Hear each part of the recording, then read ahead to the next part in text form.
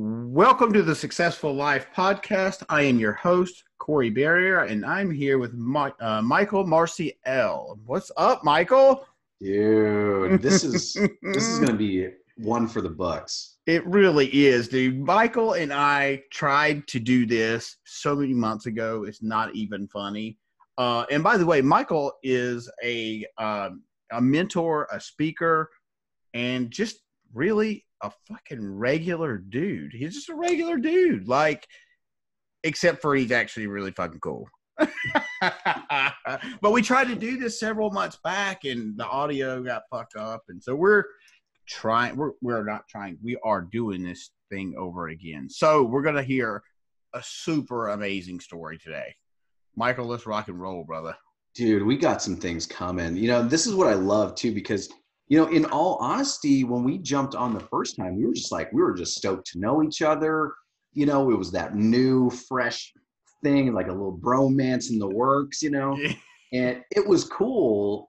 And we recognized there were some technological glitches going on. And I think everything happens for a reason. What's crazy now is that we have the opportunity to give that much better of a show. We know each other better. We're much more comfortable. We know more, all that stuff. So I'm stoked, man. I'm glad we get to do this. I'm glad we can make it happen. You literally messaged me this morning like, dude, your episode is jacked. It's no way, no how. Like, and the funny thing is, can't we, like, if anybody's in business, you do, live recordings, you do all those things. And it's like, we know that things happen and rescheduling all that stuff. And they're like, is there any way we can do another one here soon? And I was like, how's 1:30 Mountain Standard Time today? And we're like, lock it in. It just lined up. So here we are, man. Let's go. Yeah, dude. So go ahead. Let's go ahead and take us right back to the beginning, dude. I'm so stoked. So, I'm a regular dude, regular guy. I was originally born in Chicago, Illinois. And, for me, childhood, I use that word regular because regular is like, what does the majority look like? 5 figures. We've got, for me anyway, it was divorce. So my parents divorced when I was 2.5 years old. Older brother, younger sister, middle child. And that, by all standard, 50% of marriages end in divorce. All the stats, it might be different than that, but in all accounts, that's regular now. It's normal. It's now typical. We ended up moving to a south suburb closer to my grandma, and I learned a lot of lessons with my grandma. She was a big influence in my 15, 16 and younger days, and she passed away when I was 16 actually.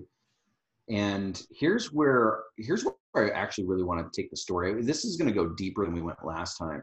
But when I say regular dude, I mean, I've been through some stuff. I've not met one person that hasn't really been through anything. We all have our things, as, big or as small as they affect us. And so for me, I always kind of carried this chip on my shoulder, like, am I different than everyone else because I've been through some stuff? And come to realize everybody's got their stuff. Well, here's where I think the story gets really interesting, is that for me, I always was looking for validation. I didn't have a dad to do it for me.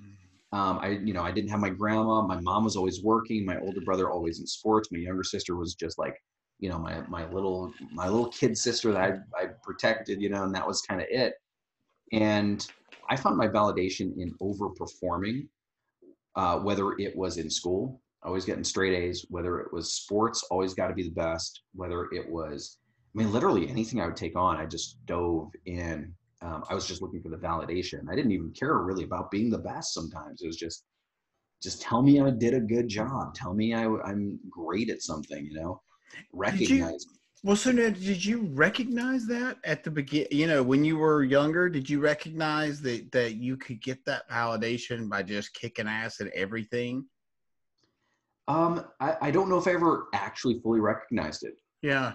You know, I Okay. don't know if it was ever like, I got it. Thanks for the, the pat on the Yeah. head, like, Right. I don't think I ever really got it then for sure. I just kept going. I got a job when I was 14. And even there, it was like I busted my everything at the job, and now fast forward a little bit. Now going through a little bit of life, I won't go into so much detail on some of these things, but when I was 16, that was a life-changing, 15, 16, that was life-changing kind of year for me in a lot of ways. And, you know, I pushed myself even harder. I couldn't wait to get to college because I thought, well, maybe when I get to college, that's where I'll start to fit in, because people that go to college, they want to be there, right? They're choosing to be there. Maybe they're going to be like me, just after it all the time. And I Right. got to college and it was just like, okay, everybody's now relaxed. Like they finally made it, and you know what happens when you cross a finish line? You relax a little bit. You take the pedal off the bottom of that floor. And that wasn't me. I was trying to go harder. And it was just clear, man, I didn't fit in again. And that was hard. It was a hard pill to swallow because I thought that was going to be my thing. So 2 years in, I ended up leaving school. I just couldn't do it anymore. I recognized that wasn't a fit for me. And I started to look for the next thing. The next thing for me turned out to be a friendship that turned into business. This person was starting their own business, or at least had 5 years ago, and needed some help getting it bigger. And I was like, hey, well, we're friends. We should do this thing. And we did it. We did it really well. We kind of took that company from zero to 500,000 in sales really quickly. And again, pedal to the metal, man. I'm just going. I'm just going. And at the time, like as a provider, as a man, I'm like, I'm all in. This is amazing. Oh my gosh, I'm attracting these amazing women into my life. This is cool. Okay, let's go. And eventually got really serious with one. We got engaged. um, Eventually had my daughter Lexi, who's now 7 years old. And that's when it really hit me. So at this point, we had sold the previous company and I had leveraged my success and my skill sets to work with much, much larger companies. The last company I consulted with started at $300 million a year. And the 4 years that I was with them ended up at $400 million a year. So it was a pretty cool little jump. And as you can imagine, when you're 24, 23 years old, until I was 28, working with this company and doing some really cool things. Well, you're the young hotshot consultant, dude. Oh my gosh, you're pregnant. You got a little baby coming. Oh my gosh, life is amazing. You're feeling good. That validation I was looking for was just head over heels everywhere. The money was great. Life was great. Trips, the timeshares for some odd reason that we picked up, the cars, like all the stuff, right? Yes, I Living almost the got dream, sold. living the life I didn't or couldn't maybe have when I was a kid. And so here's the hard part. When you are in your daughter's life and the only time you see her is when she's in bed, you know, I was missing her eyeballs. I didn't see eyeballs. She was asleep in the morning when I went to work. She was asleep when I got back. And I'm like, whoa, am I replaying my childhood with my own daughter, and I'm here. I physically can be here for her. And that didn't sit right with me. It didn't sit right with me because again, I'm shooting for doing the best at everything. And I recognized in that moment that I wasn't doing the best by my daughter. And really for the relationship I was in, my marriage. And so there's a lot that we could unpack with that, but that's the story leading up till about 6 years ago, the big ahas that I kind of. Well, so let me just pause you just 1 second. I always wonder because I struggle with that. I don't struggle with it. I just don't do a very good job with the whole work life balance because I like you, I'm all in. But but right now I'm all into what I'm doing opposed to all into everything else. And right now, literally currently,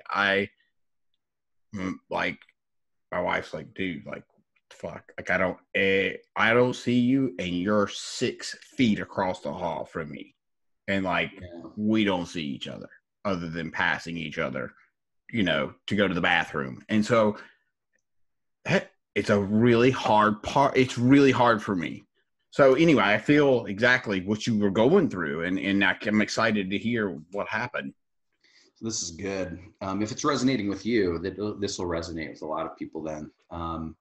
So here's the good news is though, that I had to recognize that there isn't balance. Balance means that everything's perfectly even everywhere.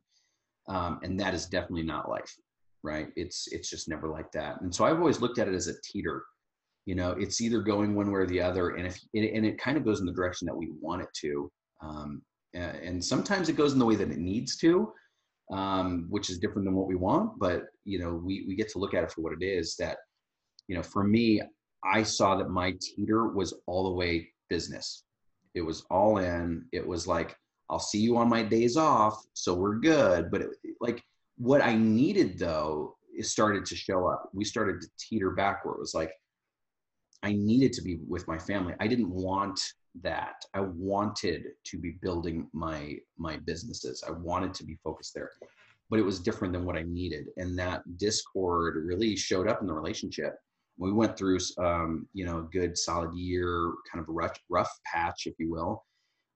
And ultimately what ended up happening is I saw it firsthand when my daughter's walking and I had to see it on video, You mean for the first time? I'm like, why am I not there for this? Literally it was the day that my daughter was born. There was a huge audit for the company, and literally an hour or two after she's born, I'm getting blown up saying, the audit is today, we need you in, and I'm like, damn, like that's 2 hours into my daughter's life and I'm already setting the tone for what's to come. That's insane to me. And I could easily justify it, like, it'll only take 3 hours, no big deal. But that was half of her life, Right. At that point, for sure. At that point, that was half of her existence on this planet. Are you kidding me? And so, consciously and subconsciously, I was setting the tone for everything that was to come after that. So fast forward, she's almost a year old now. I end up leaving. I shouldn't say leaving, but I didn't renew my consulting contract. And I was like, I'm going to take some time off. I'm going to spend with family. I'm going to relax. I've been working since I was 14. So at this point, it's been a stint, and so I'm going to take some me time. And what I found in that me time was that I didn't know who I was anymore, because I was the young hotshot consultant dude, but I'm not anymore. Right.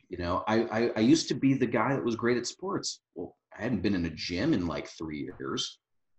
I used to be all, the Eustis popped up and I was like, well, but who am I now? And I couldn't answer it. And instead of like diving in and trying to figure it out, I did the opposite. I pacified myself every way I could. I was sleeping in a little too long. I was eating a little too much. I was, just kind of turning my, a blind eye to all those things that were self-medicating, really. And, within a couple of months, went through separation, an eventual divorce, sold off all the stuff, got my own apartment. And now, for some dudes out there, like, oh, dude, you're free. You can go date. You can, do whatever it is you want. Okay, might be true, but isn't that more pacification of the real issue? The real issue was not, oh, my marriage. She didn't understand the entrepreneurial life. It wasn't, the gym, like I'm still in pretty good shape. So like, I don't really need to go to the gym. It wasn't relationships. I haven't hung out with my guy friends in like a year. Like they're busy. I'm busy. It wasn't just all the external anymore. Right. Now I was like, okay, I think there might be something going on with me. Again, I'm not going to think about it. Guess what I'm going to do? I'm going to fill my time with doing even more. So I started another business. I started a networking group out here in Utah that grew very well. We had 1,300 members in this group, and we had 2, 3, 4 different events every month. But it's funny what happens externally. Success results when you're depleted here. They don't show up. Not really. It has the markings of success. It looks like it, but it's not real. It doesn't land. It's not fulfilling. Um, it can't, because it's the external. It's got to come from inside. It's an inside job. And for me, I just kept filling myself up, or trying to fill myself up with other things. I did go on dates. I had a ton of dates, and there were all these amazing people, but I couldn't handle that either. Right. Those weren't going to turn into successful relationships either, because I wasn't there yet. So that's the 5 to 6 years ago now. And over that year, talk about sliding into depression. I slipped right into that bubble bath and didn't understand. I didn't get it. I didn't know that I was depressed until, gosh, like literally close to that year mark, when they evicted me from my apartment for not paying my rent for 3 months. When my phone was shut off because I wasn't paying my bill. I didn't have car insurance. I was barely paying my car. And then it kind of hit me. I was like, wait. Relationally, spiritually, physically, financially, relationally, depleted. There's something happening. And it took me, going, and sleeping in my car that night to really get it. Like, that's when it hit me. I was like, okay, got it. I'm in this circumstance or situation, but I am not my circumstance. I'm not my situation. I am different than this. Okay, but I don't know what that really means. I don't know what that really looks like. Physically sleeping in your car. Physically and because you had nowhere else to go. That was it. And you only had that because they hadn't took it yet. Yeah, exactly. Yeah. Yeah. And Wow. the reality, like, I knew people. I had 1,300 people in my networking group. I had people in my life, but I felt so alone. Well, you couldn't ask them, because No. then you would look weak. Oh, yeah.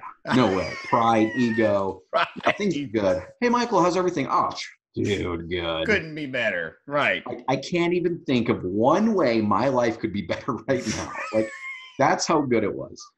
Right. And that's why I giggle and I'm like, hey, man, what's up? And they're like, oh, yeah, life's good. I'm like, okay, but tell me, like, how's life for real? Like, is it like, if it's good, then great. But like, if it's not, let's get there like ASAP, because we can change this thing right now. I'm not a life coach. I'm not a mindset coach. I'm a business guy.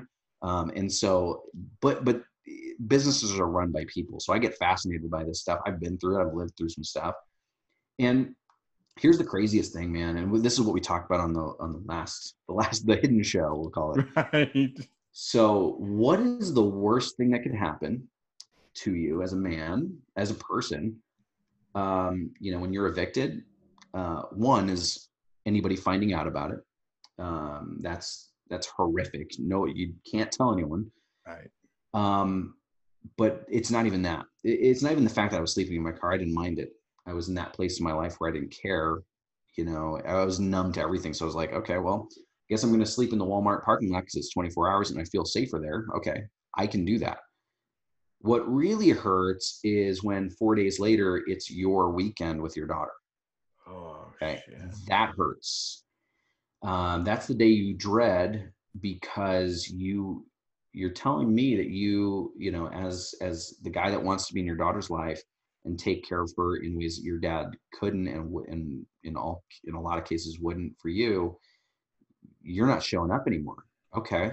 So when I pick her up for our, quote unquote, our weekend, I did tell my former wife that, like, hey, I can't bring her to my apartment. I'm not there anymore. And I'm just going to take her. We're going to get some food and hang out for as long as I can, and bring her back. So when I pick up my daughter, who's like a year and a half, year and 3/4, and I pick her up and I tell her, like, hey, we're going to go get some food, and then I'm going to bring you back to your mom. And she asks why. I can't lie to my daughter. So I tell her, I'm like, well, I don't have my apartment and I don't have anywhere to take you. So we're going to do that. And we're going to go back to your Oh, mama's. God. And this is the coolest thing. She is the smartest little girl. Like, she's 7 now. And I promise you, like, she goes to school because she has to, just because like she has to go to school, Right. not because she needs to. Like, she reads at a 5th grade level. Like, she's so smart. And so here she is, a year and 3/4, and she looks at me through the rearview mirror, and she's looking at my soul, dude. I promise. Like, she's not even looking at my eyeballs anymore. She's looking right into me, and she knows what I'm saying. And she's like, "Well, Daddy, why don't you just make more money?" And I chuckle, I laugh, my head explodes, because what I'm hearing is like, "What are you doing though? Like, are you doing something that would produce a result that you want?" And that's what I needed, man. I needed to hear from the person I loved the most. Like, the question is, what are you doing about it? Like, if you say you love me, you say you want to take care of me, what are you doing about it? How are you really showing up? And dude, that one sentence is that, I mean, that changed my life. Literally, Wow. this is 5 years ago now. And within the next 72 hours, I had started a new business that was totally what I wanted to create. Reached out to 10 people that I knew I could help, and 5 of them agreed to pay me $1,000 each to help them with their business, to help them get their idea fleshed out. Things that I knew I was good at, I could point to the results and the successes from, and knew I could recreate that. And before I knew it, making 5 grand in a couple of days, being able to pay off some debts, get my phone back on, that was the win I needed. That's the perspective shift that deserved to happen, so that I could actually take care of my daughter and live life again. Wow. That's incredible. And so,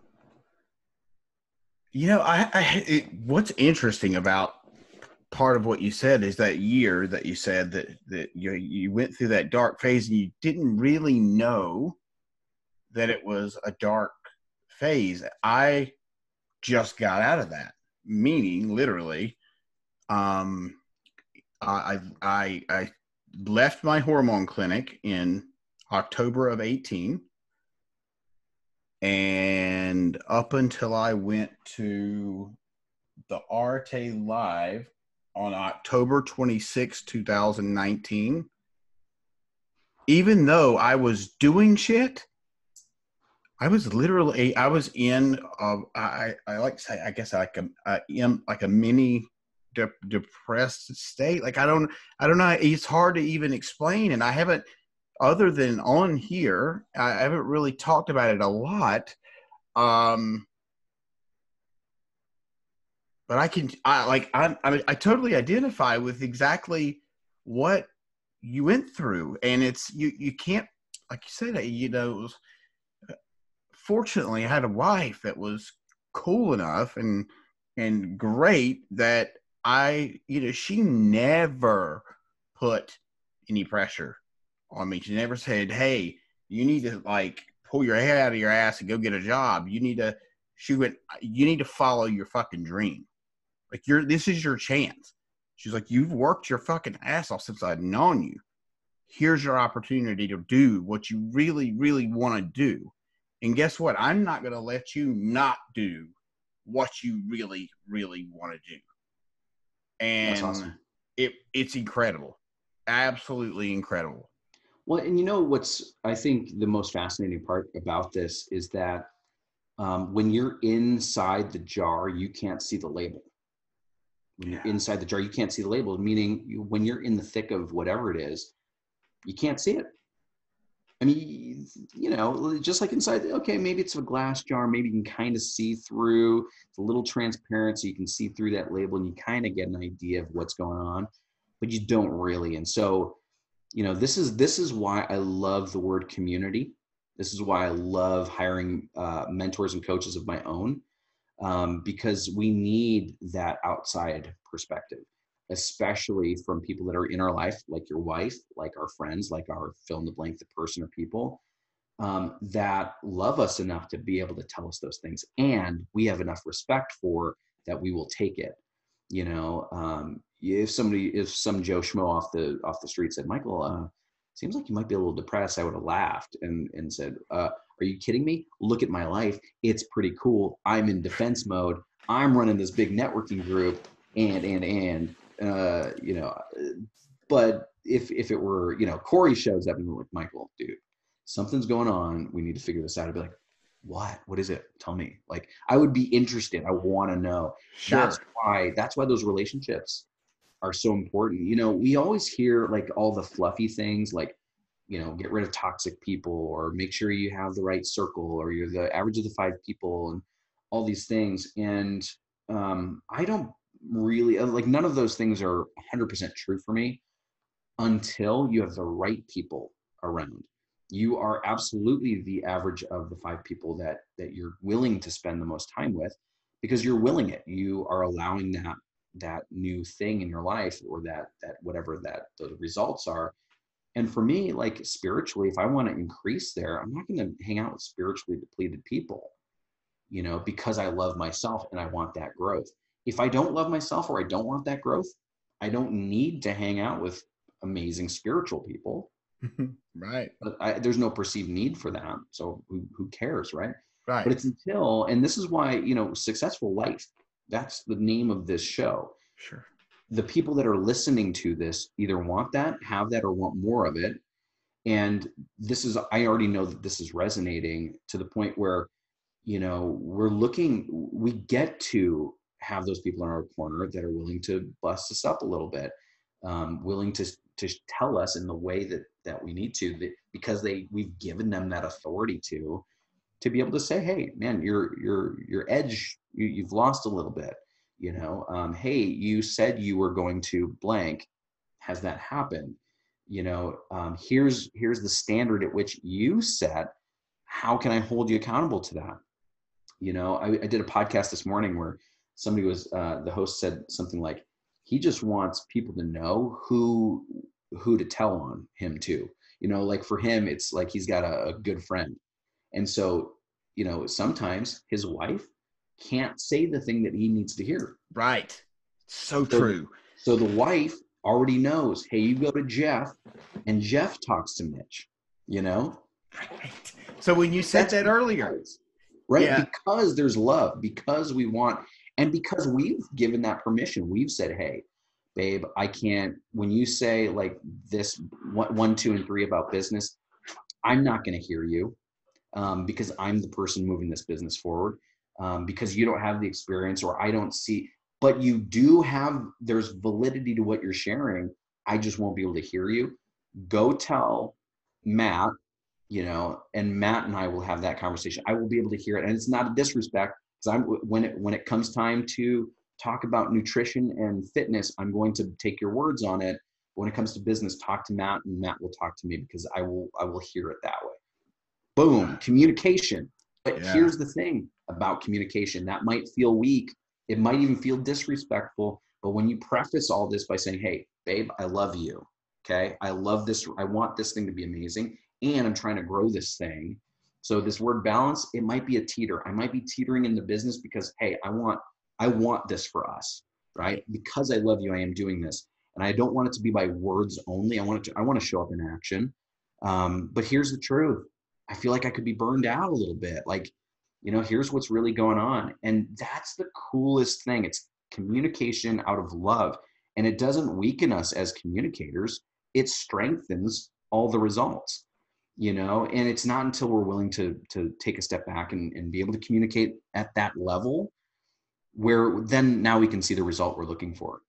And, so, you know, and especially for the men that are listening, I mean, you know, as men, we suck ass at taking, you know, at communicating our feelings. You know, I will close up all fucking day and not tell anybody, and just be, you know, getting pounded inside, and just stand there like a man, so to speak, and take it. And the reality is, could just send you a voice note saying, hey, Michael, this is exactly what I'm feeling right the fuck now. And I just need to let you fucking know, and meaning about myself. And that may be it. That may be all I needed. Or I may just need to hear that voice note back. And then everything's okay. You know what I mean? But it's really that easy. It's really that easy. It is that easy, but not always that simple, right? Fair. And that's why this conversation becomes that much more valuable. Because we're all human. We all go through it. We all go through some things. And those of us that are listening that have those circles, that have those communities, that has that one person or that those one specific people that, that they go to, we recognize it. And this is why community of the right people is so important. Because I can't give it up to Matt to be my one and only mentor in every area of my life. He's human. He's not gonna mentor me on how to crochet, you know, but he will kick my butt in business, right? Like he will hold me accountable. And so when we start looking at some of these things, it is that easy to be able to send a voice message to someone or send that text or call someone. The function of it is easy. The not so simple part is, are we willing to communicate that clearly, take off all the masks and be real about it? I'm going to tell you right now that nothing changes if we keep the charade up. It can't, because people will, inherently we're trusting people, so when somebody tells me like, wow, yeah, I'm doing really well. Oh, that's awesome, dude. We'll keep going. All right. See you later. They'll believe it. Sure. I say that, rich people and broke people look the exact same to me, in almost every regard. And it's almost impossible to tell the difference, without seeing a bank account. Because, and sometimes not even in the bank account, you still can't tell. Because, hey, when I was broke, meaning I wasn't earning an income, but I had some money in the bank, guess what I was doing? Got the new car, bought a couple custom suits from my bro, taking girls on these nice dates, we're looking fresh, right? Like, right. I was broke. Running a 1,300 person networking event, making, a couple $100 from each event that was split 3 ways, like I was broke, right? On the outside, if I were to say, dude, things are good, man, so good. Well, no, they weren't, right? And so, yes, do I understand brand and, perception and things like that? Of course. But there's a reality here that a lot of people are putting off, that false perception, that false reality. And this is where I take my business. So when I work with coaches, when I work with speakers, we first of all, I usually work with people that have already done some work, and now they're at the place where, hey, I'm super freaking great at this, and I just want to coach more people. I want to help more people through this stuff. Whether they come from another industry and they want to start coaching, or they already have a coaching business, but they want to grow that. My job is to get the branding, the visuals, the content, the videos, their courses, their offers, their programs, all completely on point, on brand, as I would say, with who they are for real. Just on a personal thing, when I build something that's not mine, that's burnout. That's code for burnout. When I build something that is like a fuck yeah, all day. So what do you mean when you build something? So go back on that. The first thing that you said, when you build something for somebody else, is that what you said? Well, when I build something that's not in alignment with who I am. Okay, give me an example. I just forgot exactly what you said. So, for example, if I said, hey, Corey, I'm launching this thing. It's called Crocheters United. It's the bomb. Right? I can market it. Sure. Yeah. I can sell the thing, but now I have to like coach you on how to do a crocheting, blah, blah, blah. No, I don't want to hang out with like the 30 to 70-year-old like person that wants to crochet. It's not my thing. Sure. At some point I will experience burnout because I'm continually doing the thing that's not meant for me. Okay. I will continually be talking a game that I know nothing about. I will eventually be seen as the person that I am, you know? And so when I say regular dude, I like Corey, last conversation we had went very similar to this. Same energy, same Yeah. kind of interaction. When I'm on stage, same thing. When I'm hanging out with my daughter, same thing. Although I'm usually like, I'm a zombie and I'm like, you know, Right. fumbling around and like trying to, you know, get her or whatever. You know, when I'm with my girlfriend, same conversation. Like we have some pretty intense conversation. You know, when I'm at the store checking out at Costco, same guy. That's that's doable for me. I Sure. can be me. I can do that every day, all the time. So when we were talking before this, you were like 200 plus stages. Now it's 208 as of Friday. When I stepping on to 208 stages, the way I do it, which means showing up early, connecting with people, interacting, having a real conversation, then doing the hour, the 45 minutes, the 90-minute talk, and then connecting afterwards and having people take you to dinner or to drinks, and then waking up early the next day to check out of the hotel and catch the flight for the, you know, the 5-hour journey. Um, that's not easy, but it is rather simple when you freaking love it, right? Right. That's what I mean by building it on brand. So, you know, that's why it's so important for me to work with people.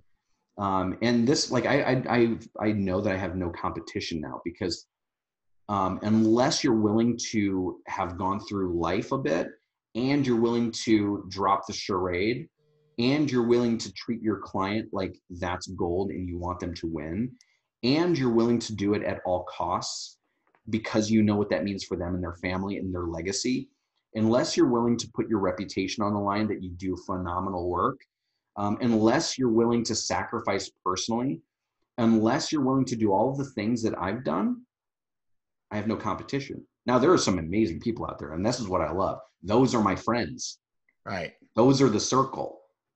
Those are the people that know what's going on for real and will Right. say something if they see something. And so when I get to work with clients, dude, we're building some awesome things based on that kind of approach. And that's where, you know, if you're looking at your life and you're like, man, I got the job, ugh, like I've been done for a year or 2 years or 5 years or whatever. Well, you know, now this is a great time to open up that communication with your people. If you don't have those people, if you're a single person, you don't have that significant other, or family isn't a thing, or you don't have that even that one person to go to. This is why Corey and I put out content like this. We want to be a resource. If it's not us, if we're not your people, guess what? Corey, you've interviewed some freaking phenomenal people. We happen to know people that we can connect you with, you know, so I may not be able to respond every time, Corey, when you send me a voice message, but I listen to every one of them. I know Oh, what's up, yep. right? We have Yes. that communication, and we get to have those conversations like, dude, today is brutal. You know, we can talk about it, Right. For sure. you know? So what would you say to a guy that maybe that's listening to this and maybe he's in this situation and he's in that place where he's questioning whether he's, going to make it or not going to make it. And he really doesn't know, he doesn't have those 5 friends. He doesn't have those 5 people.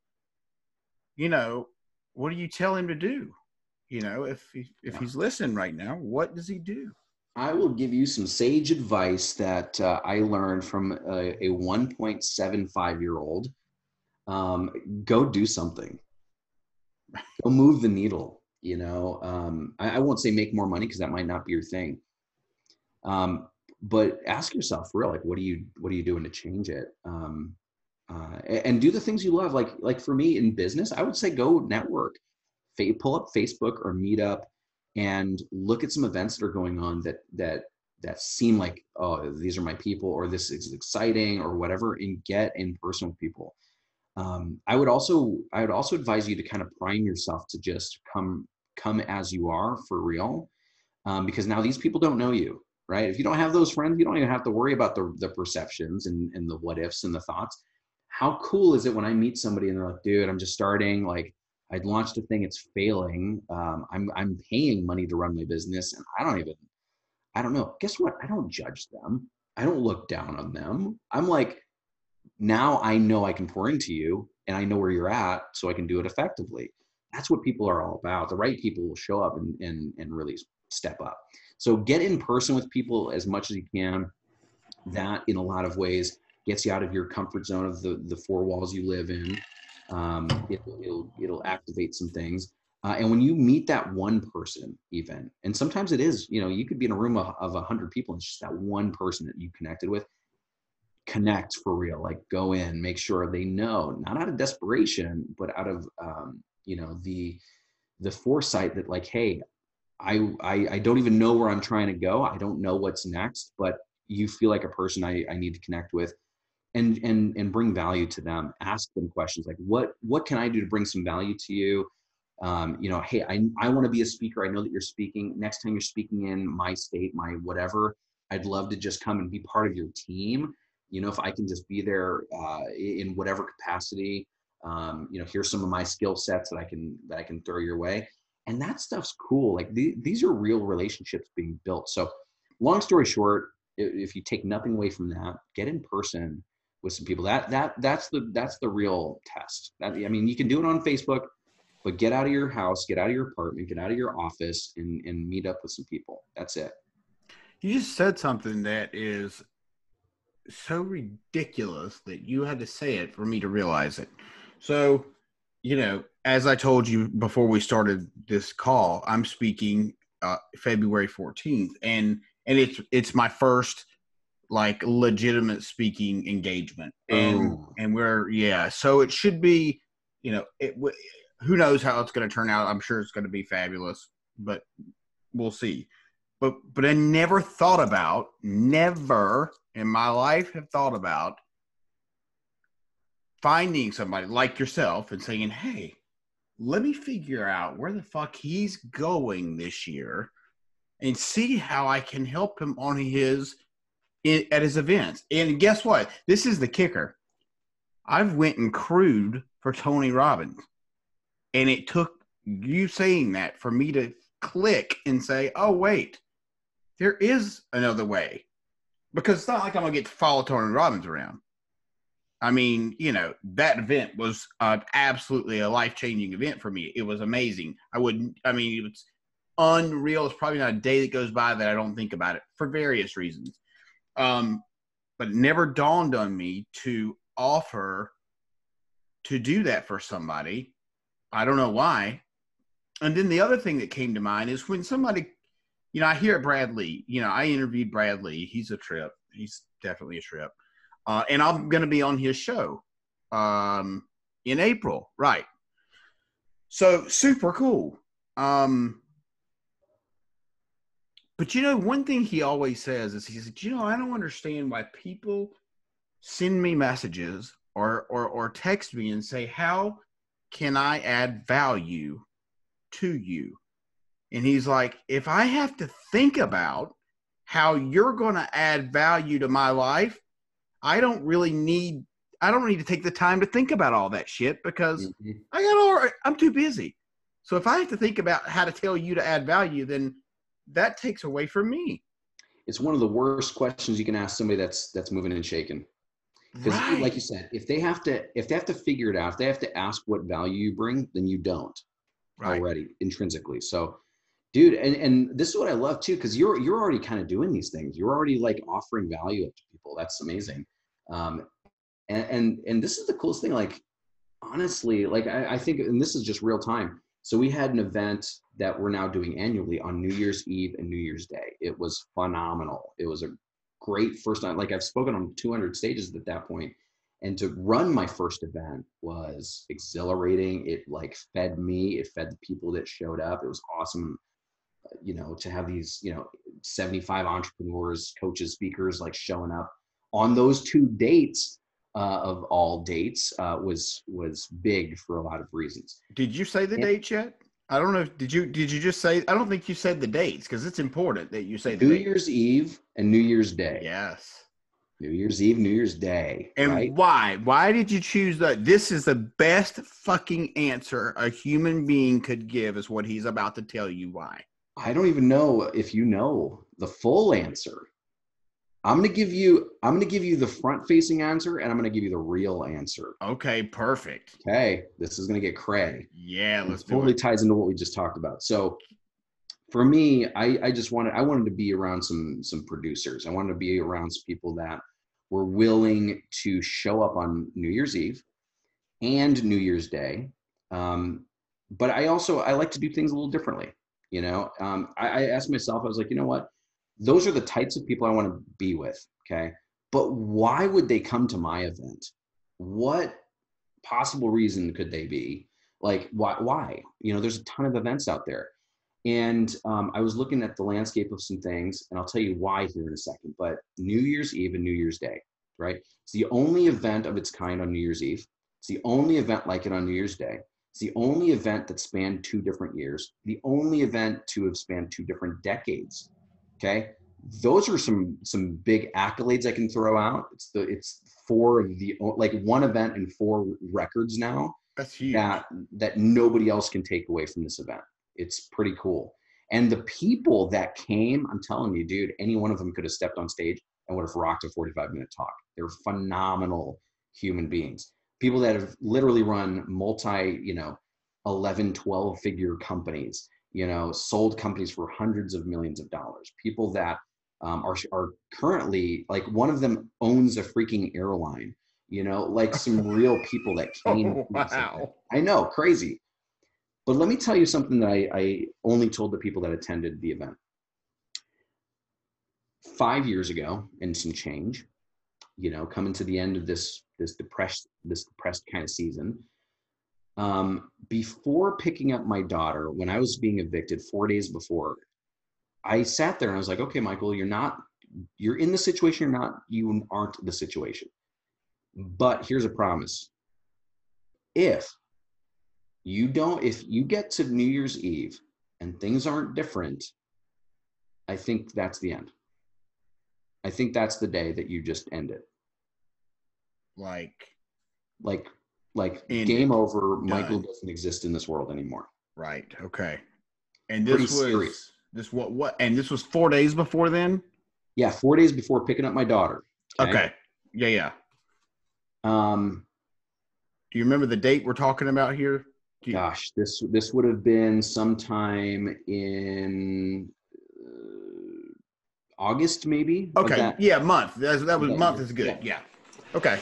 And so I pick up my daughter. We're gonna have some food, whatever. But she tells me that she's like, "Daddy, go make some money." Head blows up.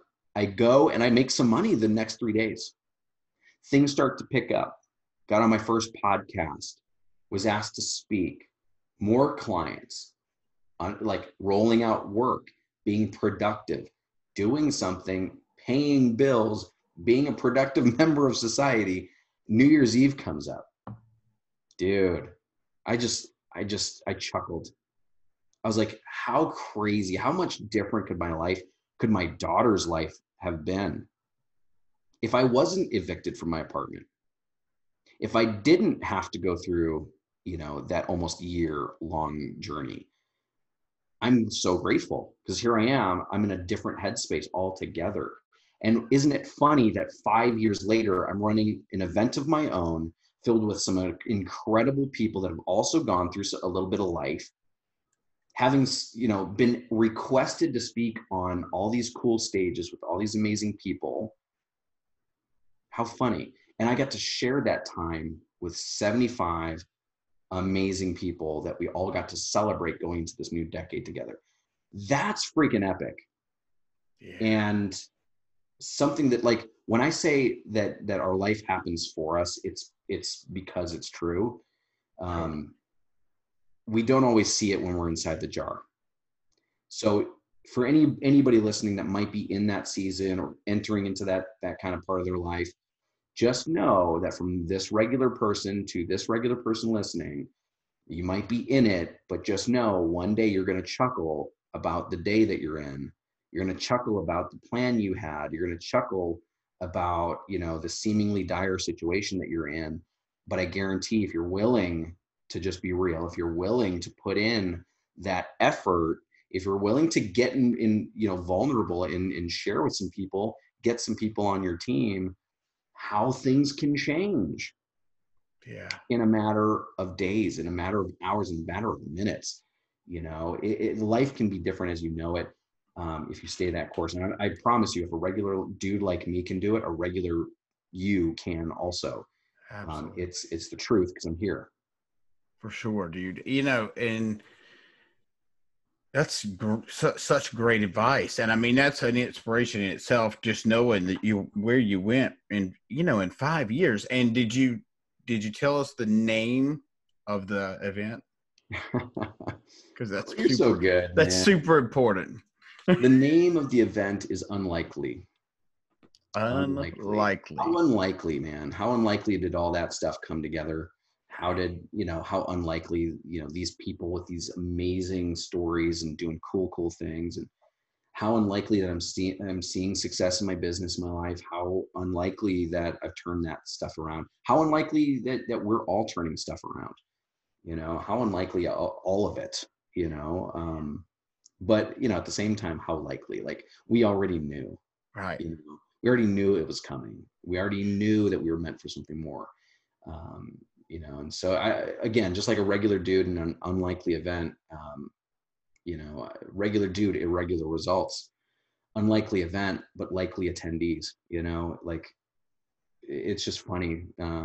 Ups and downs. Up is just as important and powerful as down is. Gosh, so I like to look at all those things as like, we need those things. We can't balance it all. It's impossible to do that, but that teeter is really important. Sometimes we need that dark to understand what's going on when we're not in the dark period. Sometimes we need, the hurt and the pain to understand and appreciate the freaking phenomenal stuff that goes on. So I could go on and on about mushy, Sure.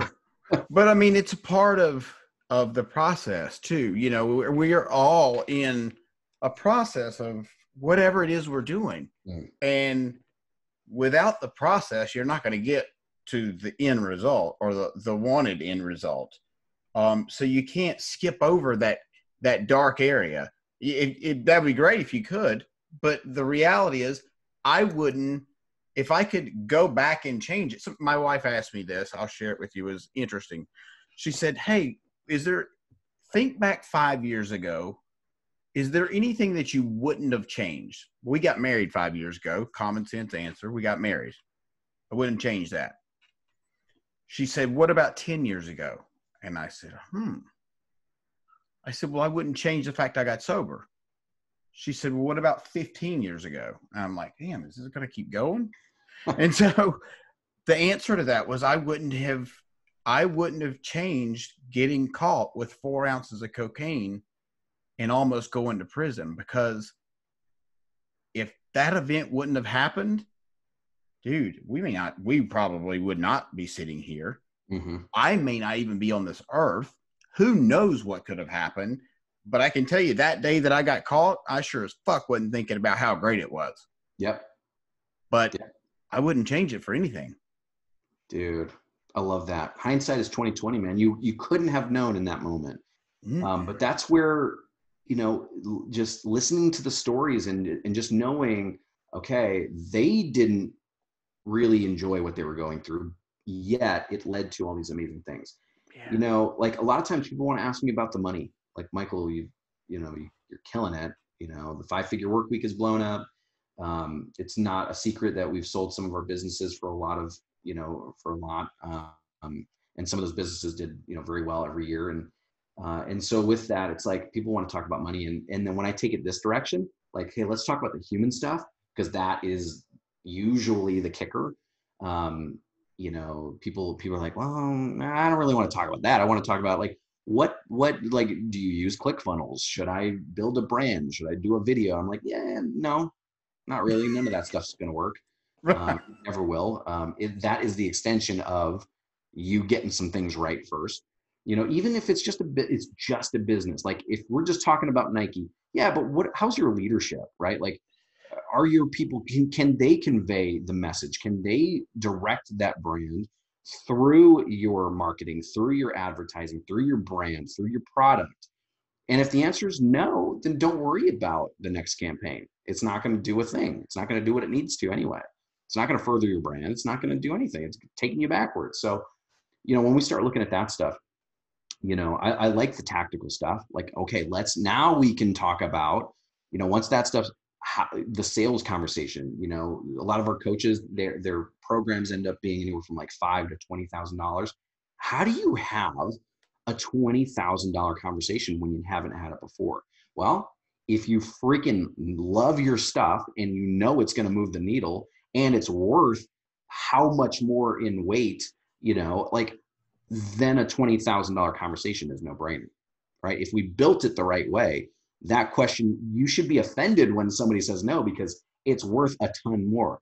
You know, it's one of those things where like, you can't stop now. You can't, because it's so freaking good. Yeah. And so, you know, it all ties together. You know, I keep no secrets, man. It's like, I've put in a lot of work in my life so that I'm equipped to take care of people this way, because I wish somebody did that for me, you know? And I think there's nothing stronger than being beaten up and understanding how now to defend yourself. And I need to, really quick, man, I know this might be a little, I don't know what this is going to be, but, you know, literally we're coming off, you know, for me anyway, it's about 24 hours ago, learning about Kobe and his daughter passing away, right? Jesus, yeah, and dude. You know, we all, like, I don't know who's listening to this, but I don't care if you like Kobe, if you don't like Kobe, you felt it, You right? damn right. In so many ways. If you're a dad, oh my gosh, what would that do? If you're the mom and like your man and your daughter are now gone, if you're a sister, you know, if you're whatever, you feel it. Yeah. And for me, I'm just looking at this, and I did the math really quick. I'm like, wait a minute, I am 6 years younger than Kobe is right now. Wait a minute, my daughter is 6 years younger than his daughter. We are the exact same age as them. So what would happen if we had 6 years left? Mm-hmm. You know, and I'm not going to be wasting my time doubting. I'm not going to be wasting my time giving my time to like all the bullshit of life. Right. You know, so what? I'm not the most handsome. So what? I'm not the tallest guy. So what? I'm not the most talented, skilled, whatever. Nobody is taking this life from me. I'm putting everything in. You see where we're going? Like, what's the holdup here, guys? Like, you know, there's nothing stopping us. And so, you know, if I look at that, if that way, and if somebody were to just tell me, hey, Michael, you know, you're 45, you're 35 now, when you're 41, that's game over. Like, that's how I want to live, you know? And you know, we don't know in 10 years what Kobe and his daughter's passing really will mean to someone. Right. How that affects everyone on this planet, everyone to come. Right now it sucks. It's, you know, unthinkable. We can't process it even. Right. And yet, you know, if we just, as weird as it's going to sound, maybe that pushes us to love a little harder. Maybe that pushes us to just actually kill it in our business or take better care of our customers or clients. Maybe it pushes us to go to that gym. Maybe it pushes us. Like, I went to the gym late last night. It was like 9:30, 10 o'clock. And after I worked out hard and I ran my 2 miles, I went down to the gym and I shot a basketball for the first time in like maybe 10 years, you know, and it was just cool to miss 10 shots in a row, Right. you know, because it was just like, damn right, I'm not a Kobe. Do you know Kobe, what's interesting about how you looked at it and how I looked at it is it was almost exactly the same, in that when his age came across the screen, I went, fuck me. I'm 41 years old. He just fucking died. He's my age. Wow, like that could have been me. yeah. And so very similar. You just took it back 6 years, and you're just scratching your head like, how did this happen? Mm-hmm. And you know, I think I didn't know much. I mean, I know who Kobe Bryant was, obviously, but I didn't realize. I think he was actually a much better person than he was portrayed. I mean, not now. People are portraying him as God now, of course, but uh, I, the reason I say it the way I do is because he's got several quotes that say, you know, something along the lines of, "I've done my work here, and I just want the legacy to continue in basketball," or something along those lines. But he was really, you know, he realized, like, I've done what I need to do in this space right now, and I'm going to go ahead and move to the next thing in my life. Fortunately, that didn't get to happen as much as he would have liked, but I think he was okay with I mean, for the lack of better words, you know, passing. You know, I think he was okay with his life. It's Right. what it seems like. Well, and this is the craziest part, dude. And it's crazy, you know, to think you're both 41 years old, Right. you know, and if that doesn't just motivate the hell out of us to look at it and say, well, has my work done here? Am I doing it now? You know, and here's the craziest part, you know, we will not know how his passing affects the rest of his family and pushes them, the people in his organizations to step up and do, you know, carry out the vision. You know, we don't know how that affects that 7-year-old little girl or boy that wanted to be the NBA star. And wow, you know, my idol is gone. You know, who's going to fill those shoes? Right. Maybe it's me, kind of a thing. You know, we don't know how it's going to play out. But I can tell you that, you know, as hard as it is, because, you know, like Kobe's not, it's not like he's my older brother, right? But, you know, when we look at our own people that we may have lost, that didn't make it quite through, you know, as sucky as that is, it also leads to something else. It always does. It can't not affect change somewhere. You know, and for me, like, I think about my stepmom. My stepmom was murdered when I was 15 years old. Oh shit. Super impactful person in my life. And what happened from there? Well, my brother became a psychologist so he could understand why and how. He's now the dean of a school in Colorado, changing kids' lives. You know, my other sister is a phenomenal mother to her daughters, her 3 daughters, and just like it just the lessons were imparted. You know, that is sometimes the work that is done here, and it affects some crazy change. So for me, like when I look at business, I'm like, yeah, I can, like, we can make money. Okay, my clients can make money, but how are we really moving the needle here? Are we doing something that's going to change this world? And it doesn't have to be that way. You know, I get it. Like, we could make little mugs. Okay, like I'm holding up a little mug. I've got like it's a little tiny like espresso cup. Like, we could make those, but this still could be the thing that, like, you know, a mom and son have their morning coffee together or morning espresso together somewhere in the world. And that was everything to them. You know, this pen, it's just a pen, right? But maybe this was the pen that I sold my first business and I wrote it on this, you know, using this pen.